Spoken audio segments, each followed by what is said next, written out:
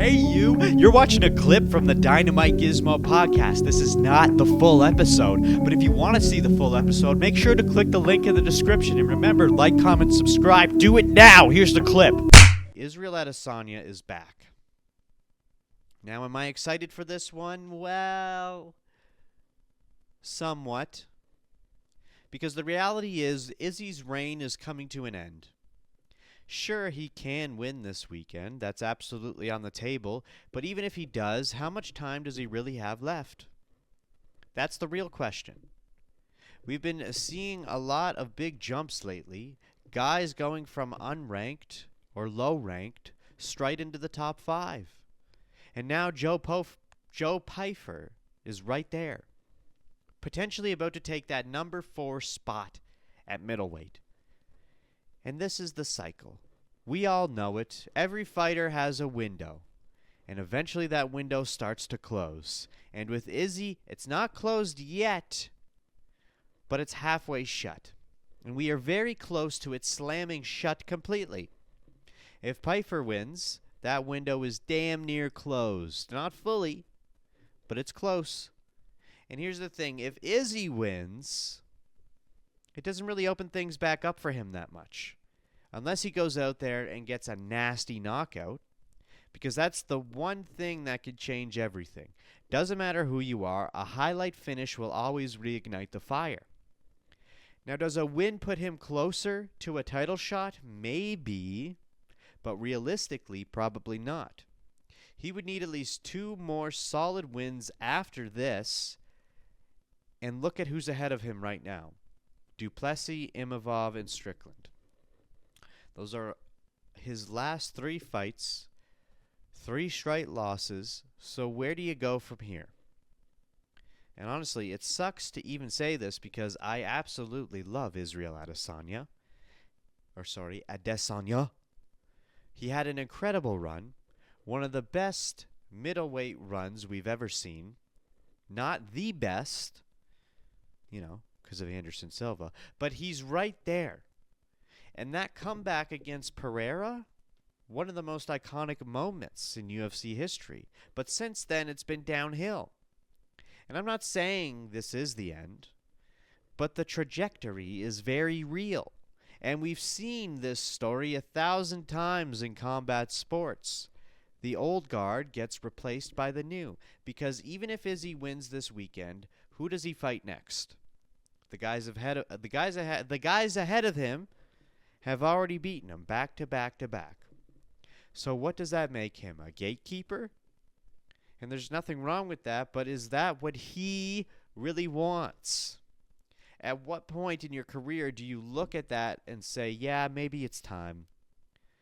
Now, he's not there yet, but you have to ask, what's actually left? Right now, it's the up-and-comers, and that's fine. But is that what motivates him? Because if he keeps winning, sure, maybe he finds his way back into the title picture. But based on how he talks about his career lately, it kind of feels like he's already halfway out the door. He's got other ventures right now.